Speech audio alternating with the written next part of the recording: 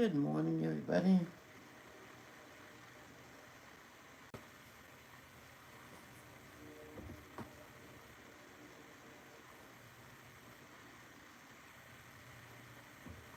You know, not I'm not that late. Huh.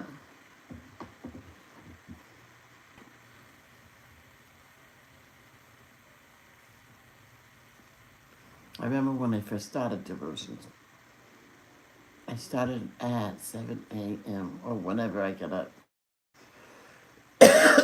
One time I was up early, so I decided to do it early and uploaded it. It was all uploaded. And I decided to do an early coloring as well, so I got an early breakfast, early cup of coffee and stuff. I came upstairs, was coloring away.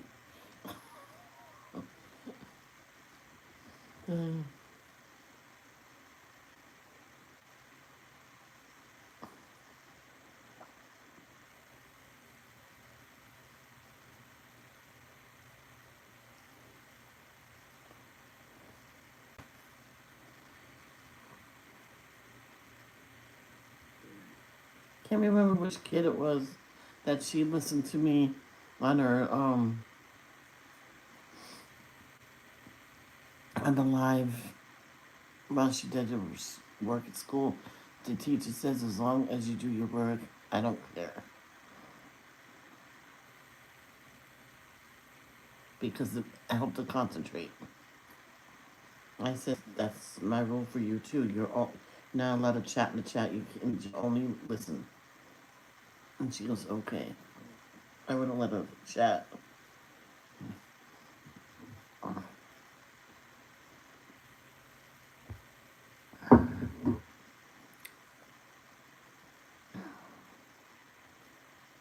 And I said, how about you gotta get used to the other noises. Leave one of the earphones off your ears. And that's how she got used to everything in the classroom. Okay. Good morning, good morning, good morning. It's a bright and sunshiny day. Hey. Alright, let's get started.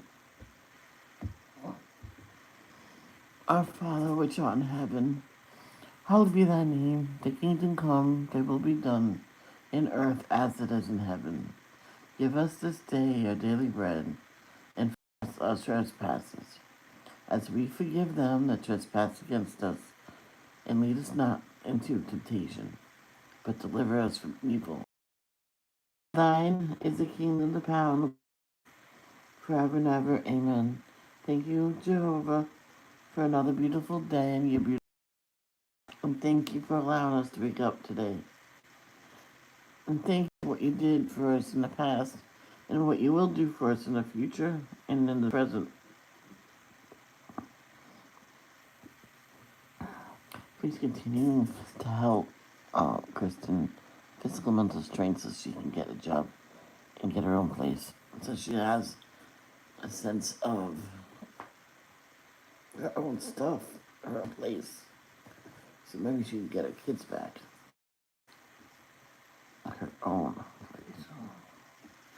And that, because I know that would make me feel good.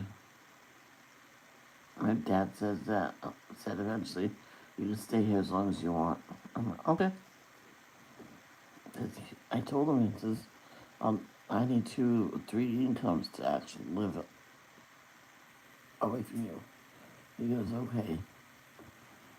Oh, so that was hard.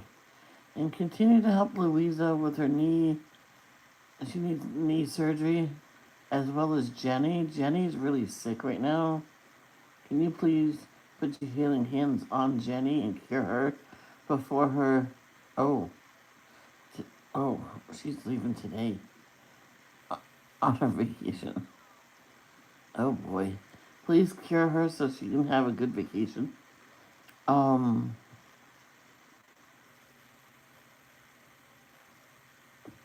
And Keely's dad is in the hospital again.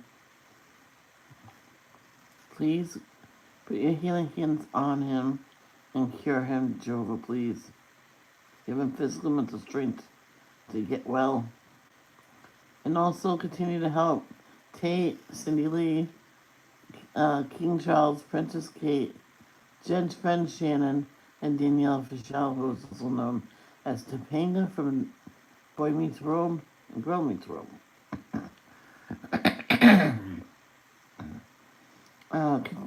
Celine Dion, who has, they all have cancers of different stages and different kinds. Please give them physical and mental strength to fight off their disease. Did you want to get down? Come on. Did you want to get down?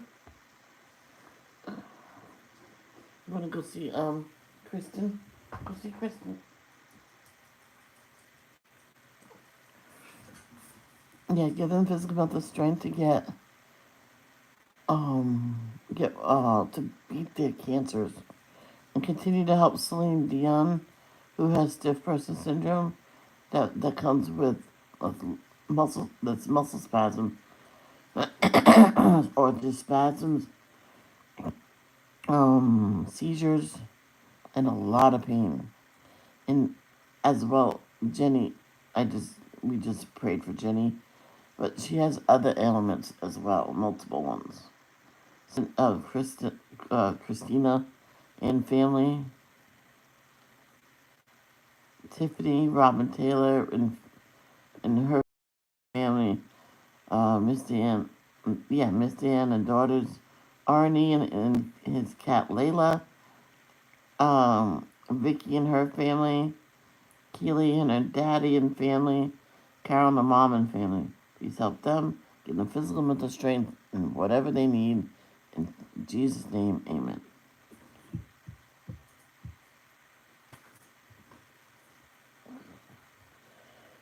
Like this.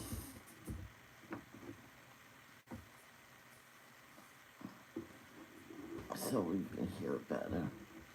We're just going to list 1 Samuel 21 through 25. She wants you.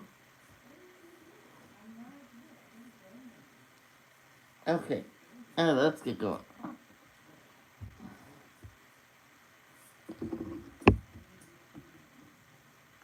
Oh, I do. Oh, I have to press play audio. Chapter 21. David later came to Nob, to Ahimelech the priest. Ahimelech began to tremble when he met David, and he said to him, "Why are you by yourself, and no one is with you?" David replied to Ahimelech the priest, "The king instructed me to do something, but he said, 'Do not let anyone know anything about the mission on which I am sending you, and about the instructions I have given you. I made an appointment with my young men to meet at a certain place. Now, if there are 5 loaves of bread at your disposal, just give them to me, or whatever is available.'" But the priest answered David, "There is no ordinary bread on hand, but there is holy bread, provided that the young men have kept away from women." David answered the priest, "Women have certainly been kept away from us, as on previous occasions out on a campaign. If the bodies of the young men are holy, even when the mission is over, how much more so today should they be holy?" So the priest gave him the holy bread, because there was no bread there except the showbread, which had been removed from Jehovah's presence to be replaced by fresh bread on the day it was taken away. Now one of Saul's servants was there on that day, detained before Jehovah.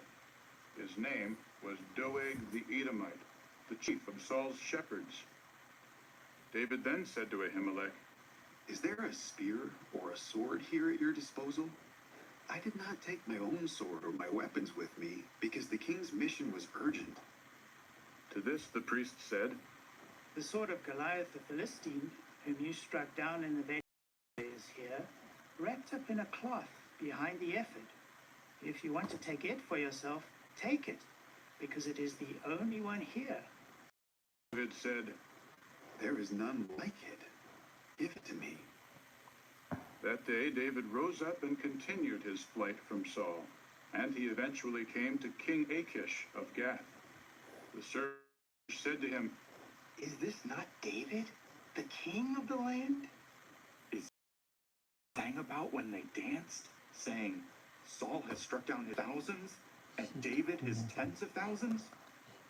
David took these words to heart, and he became very much afraid of King Achish of Gath.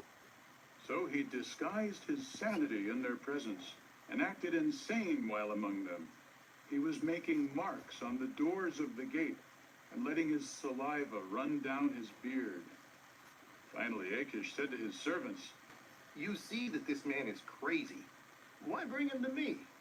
Do I have a shortage of men that I need to have this one acting crazy before me? Should this man enter my house?"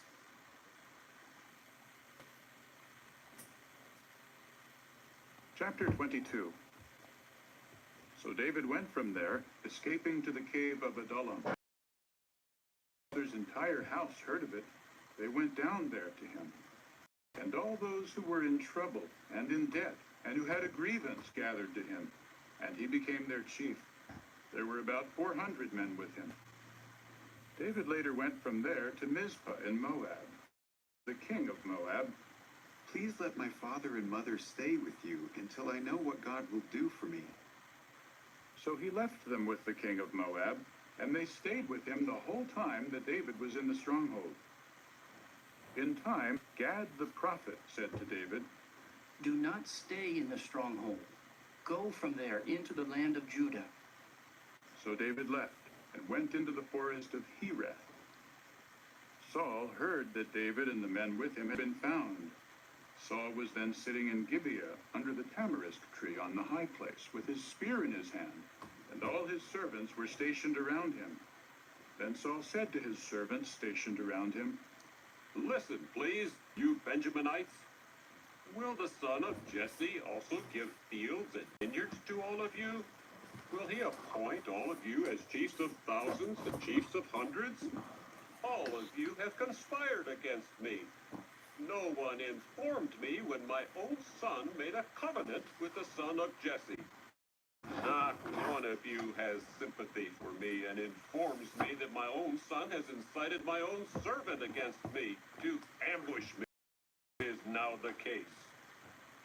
Then Doeg the Edomite, who was stationed there over the servants of Saul, answered, "I saw the son of Jesse come to Nob, to Ahimelech, the son of Ahitub, and he inquired of Jehovah for him, and gave him provisions. He even gave him the sword of Goliath, the Philistine." At once the king sent for Ahimelech, son of Ahitub the priest, and all the priests of his father's house who were in Nob. So all of them came to the king. Saul now said, "Listen, please, you son of Ahitub." Whoa, to which he replied. son of a Here I hunter. am, my lord. Saul said to him, "Why have you conspired against me, you and the son of Jesse, by giving him bread and a sword, and by making an inquiry of God for him? He opposes me and waits in ambush, as is now the case." At this Ahimelech answered the king, Who among all your servants is as trustworthy as David? He is the king's son-in-law and a chief over your bodyguard and honor. Today, the first time I inquired of God for him, what you are saying is unthinkable on my part. Do not let the king hold anything against his servant and against my father's entire house, for your servant did not know a single thing about any of this. but the king said, "You will surely die, Ahimelech, you along with all your father's house." With that, the king said to the guards stationed around him, "Turn and kill the priests of Jehovah, because they have sided with David. They knew that he was a runaway, and they did not inform me." But the king's servants did not want to lift their hands to assault the priests of Jehovah. Then the king said to Doeg, "You turn and assault the priests." Immediately Doeg the Edomite went and assaulted the priests himself. He killed on that day 85 men wearing the linen ephod.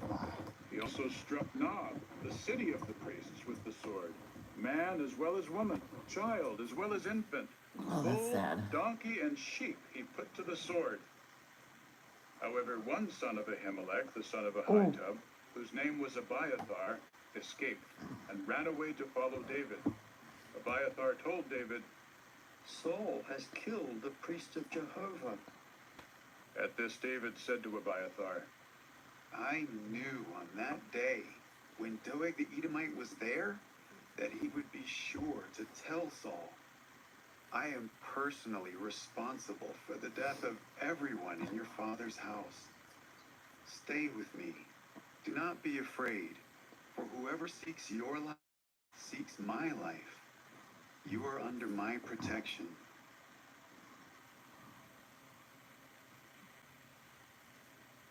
Chapter 23.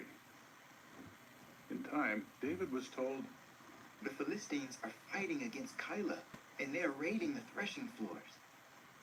So David inquired of Jehovah, Go and strike down these Ready? Philistines. Jehovah said to David, Go, strike down the Philistines and rescue Keilah. But the men of David said to him, Look, we are afraid while here in Judah. How much more so if we go to Keilah against the battle line of the Philistines? So David inquired once again of Jehovah. Jehovah now answered him, Rise up, go down to Keilah, because I will give the Philistines into your hand. So David went with his men to Keilah and fought against the Philistines. He carried off their livestock and struck them down with slaughter, and David rescued the inhabitants of Keilah. Now, when Abiathar, the son of Ahimelech, ran away to David at Keilah, he had an ephod with him. Saul was told, David has come to Keilah.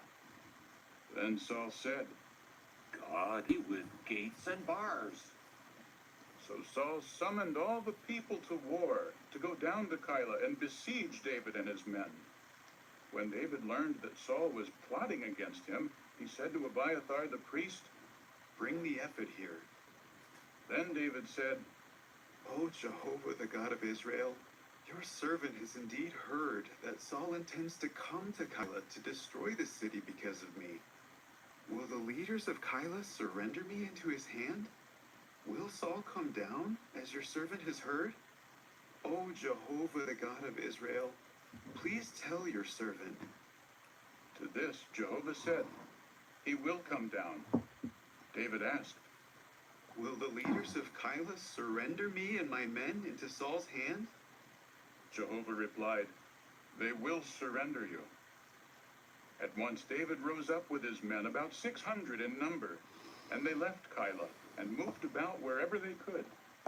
When Saul was told that David had escaped from Keilah, he did not go out after him. David stayed in the wilderness, in places difficult to approach, in the mountainous wilderness of Ziph. Saul searched for him constantly, but Jehovah did not give him into his hand. David was aware that Saul had gone out to seek his life while David was in the wilderness of Ziph at Horesh. Jonathan, the son of Saul, now went out to David at Horesh, and he helped him find strength in Jehovah. He said to him, Do not be afraid, for my father Saul will not find you. You will be king over Israel, and I will become second to you. And my father Saul also knows that. Then the two of them made a covenant before Jehovah, and David stayed in Horesh, and Jonathan went to his home. The men of Ziph later went up to Saul at Gibeah and said, Is not David hiding near us in the places difficult to approach at Horesh, on the hill of Hakilah, which is south of Jeshimon, and into the hand of the... Saul said, May you be blessed, Jehovah, for you have shown compassion to me. Please go and try to find out exactly where he is and who saw him there. For I have been told that he is very cunning. Carefully ascertain where all his hiding places are, and return to me with... What does cunning mean?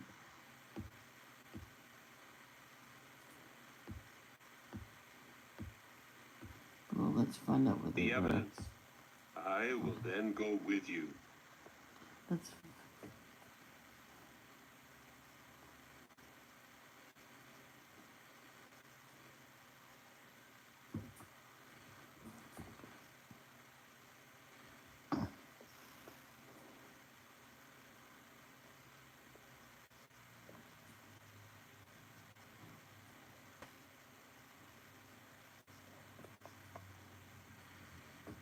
Having or showing skill in achieving. Okay. And if he is in the land, I will search him out among all the thousands of Judah. So they left, and went as if ahead of Saul, while David and his in the wilderness of Maon, in the Arabah, south of Jeshimon. Then Saul came with his men to look for him. When David was told, he at once went down to the crag, and stayed in the wilderness of Maon. When Saul heard this, he chased after David into the wilderness of Maon. As Saul came to one side of the mountain, David and his men were on the other side of the mountain. David was hurrying to get away from Saul, but Saul and his men were closing in on David. But a messenger came to Saul, saying, "Come quickly, for the Philistines have made a raid on the land." At that, Saul stopped chasing after David and went to confront the Philistines. That is why that place was named the Crag of the Divisions. Then David made his way up from there and stayed in the places difficult to approach at En-Gedi.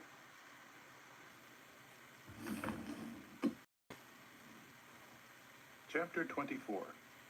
Almost done already. As soon as Saul returned from pursuing the Philistines, they told him, "Look." So Saul took 3,000 men chosen from all Israel and went to look for David and his men on the rocky cliffs of the mountain goats. Saul came to the stone sheepfolds along the road where there was a cave, and he went in to relieve himself while David and his men were sitting in the recesses at the back of the cave. David's men said to him, This is the day on which Jehovah is saying to you, Look, I am giving your enemy into your hand, and you can do to him whatever seems good to you. So David rose up and quietly cut off the edge of Saul's sleeveless coat. But afterward, David's heart kept striking him because he had cut off the edge of Saul's sleeveless coat. He said to his men, It is unthinkable from Jehovah's standpoint that I should do such a anointed of Jehovah by lifting my hand against him, for he is the anointed of Jehovah. So David restrained his men with these words, and he did not allow them to attack Saul. As for Saul, he rose up from the cave and went on his way.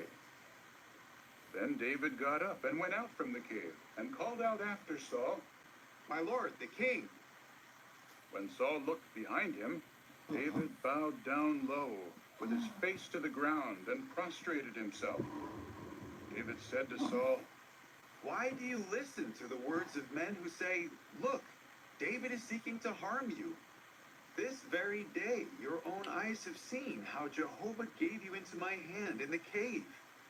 But when someone said to kill you, I had pity on you, and said, I will not lift my hand against my Lord, for he is the anointed of Jehovah.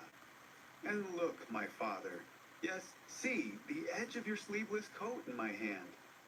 When I cut off the edge of your sleeveless coat, I did not kill you. You can now see and understand that I do not intend to harm you or to rebel, and I have not sinned against you, whereas you are hunting me down to take my life.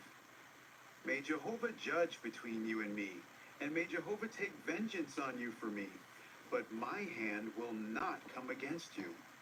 Just as the ancient proverb says, from the wicked comes wickedness, but my hand will not come against you. After whom has the king of Israel gone out?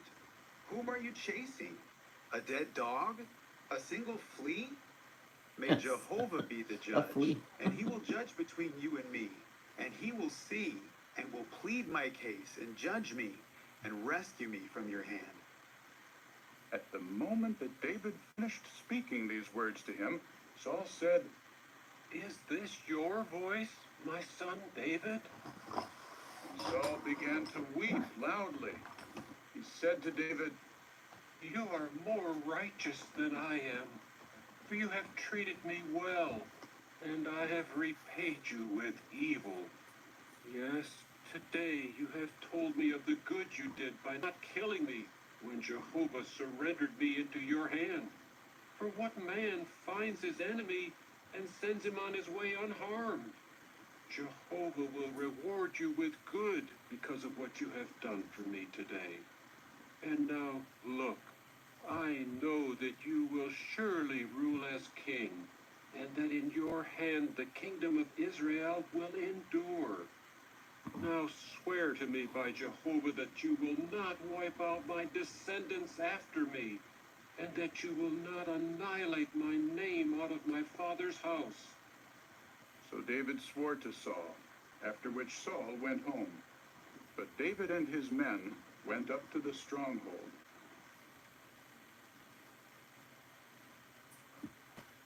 Chapter 25. That last one, guys, for today. In time, Samuel died, and all Israel gathered together to mourn for him and to bury him at his.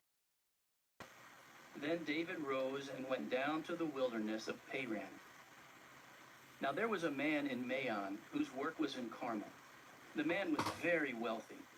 He had 3,000 sheep and 1,000 goats, and he was then shearing his sheep at Carmel. The man's name was Nabal, and his wife's name was Abigail. The wife was discerning and beautiful, but the husband, a Calebite, was harsh, and he behaved badly. David heard in the wilderness that Nabal was shearing his sheep. So David sent 10 young men to him, and David told the young men, Go up to Carmel, and when you come to Nabal, ask him in my name about his welfare. Sorry. Then say, Live long, and may you be well, and may your household be well, and may all that you have be well. Now I hear that you are doing your shearing. When your shepherds were with us, we did not harm them, and they found nothing missing the whole time they were in Carmel. Ask your young men, and they will tell you. May my young men find favor in your eyes, because we have come at a joyous time. Please give to your servants and to your son David whatever you can spare. So David's young men went and told all of this to Nabal in David's name. When they finished, Nabal answered David's servants, Who is David, and who is the son of Jesse? Nowadays, many are breaking away from their masters. Do I have to take my bread and my water and the meat that I butchered for my shearers and give it to men who come from who knows where? At that, David's young men returned, reported all these words to him. Then, Everyone, strap on your sword. so they all strapped on their swords, and David also strapped on his own sword. And about 400 men went up with David, while 200 men stayed with the baggage. Meanwhile, one of the servants reported to Abigail, Nabal's wife, Look, David sent messengers from the wilderness to wish our master well, but he screamed insults at them. Those men were very good to us. They never harmed us, and we did not miss a single thing the whole time we were together with them in the fields. They were like a protective wall around us, both by night and by day, the whole time we were with them shepherding the flock. Now decide what you are going to do, for disaster has been determined against our master and against all his house, and he is such a worthless man that no one can speak to him. So Abigail quickly took 200 loaves of bread, 2 large jars of wine, 5 dressed sheep, 5 seah measures of roasted grain, 100 cakes of raisins, and 200 cakes of pressed figs, and put all of it on the donkeys. Then she said to her servants, Go on I'm ahead. okay. I will follow you. but she said nothing to her husband Nabal. While she was riding on the donkey and going down under cover of the mountain, just then David and his men were coming down toward her, and she met them. Now David had been saying, It was for nothing that I guarded everything that belonged to this fellow in the wilderness. Not a single thing belonging to him went missing, and yet he repays me evil for good. May God do the same and more to the enemies of David if I allow a single male of his to survive until the morning. When Abigail caught sight of David, she hurried down off the donkey and threw herself face down before David, bowing to the ground. She then fell at his feet and said, My lord, let the blame be on me. Let your servant girl speak to you, and listen to the words of your servant girl. Please, do not let my lord pay attention to this worthless Nabal, for he is just like his name. Nabal is his name, and senselessness is with him. But I, your servant girl, did not see my lord's young men whom you sent. And now, my lord, as surely as Jehovah is living, and as you are living, it is Jehovah who has held you back from incurring blood guilt, and from taking revenge with your own hand. May your enemies, and those seeking injury to my lord, become like Nabal. Now let this gift that your servant girl has brought to my lord be given to the young men who are following my lord. Pardon, please, the transgression of your servant girl, for Jehovah will without fail make for my lord a lasting house, because my lord is fighting the wars of Jehovah, and no evil has been found in you all your days. When someone rises up to pursue you and seeks your life, the life of my lord will be wrapped securely in the bag of life with Jehovah your God. But the lives of your enemies he will hurl away like stones from a sling. And when Jehovah has done for my lord all the good things he has promised, and he appoints you as leader over Israel, you will have no remorse or regret in your heart for shedding blood without cause. My lord, take revenge. When Jehovah confers good upon my lord, remember your servant girl. At this, David said to Abigail, Praise Jehovah, the God of Israel, who sent you this day to meet me. Blessed be your good sense. May you be blessed for restraining me this day from incurring blood guilt and from taking revenge with my own hands. Otherwise, as surely as Jehovah, the God of Israel, who held me back from harming you, is living, if you had not come quickly to meet me, by morning there would not have remained a single male belonging to Nabal. With that, David accepted from her what she had brought him, and said to her, Go up in peace to your house. See, I have listened to you, and I will grant your request. Abigail later went back to Nabal, who was feasting like in a good mood, and was as drunk as could be. Oh boy. She did not tell him a single thing until the morning light. In the morning, when Nabal was sober, his wife told him these things. Dead man's, and he lay paralyzed like a stone. About 10 days later, Jehovah struck Nabal, and he died. When David heard that Nabal had died, he said, Praise Jehovah, who has pleaded my case of reproach from Nabal, and has kept his servant from doing anything bad.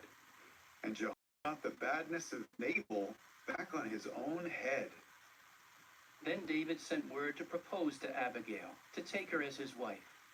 So David's servants came to Abigail at Carmel and said to her, David has sent us to you to take you as his wife. She immediately rose up and bowed with her face to the ground and said, Here is your slave, as a servant to wash the feet of the servants of my lord. Then Abigail quickly rose up and rode on her donkey with 5 of her female servants walking behind her. She accompanied the messengers of David and became his wife. David had also married Ahinoam from Jezreel, and both women became his wives. But Saul had given his daughter Michal, David's wife, to Paltai, the son of Laish, who was from Galim.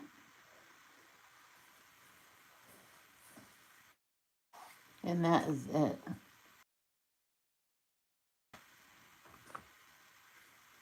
That's it.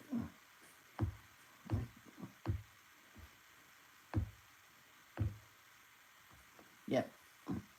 So that is it for today. I will be back momentarily. Well, I'm gonna go eat, get something to eat, and then we can go live for a little bit.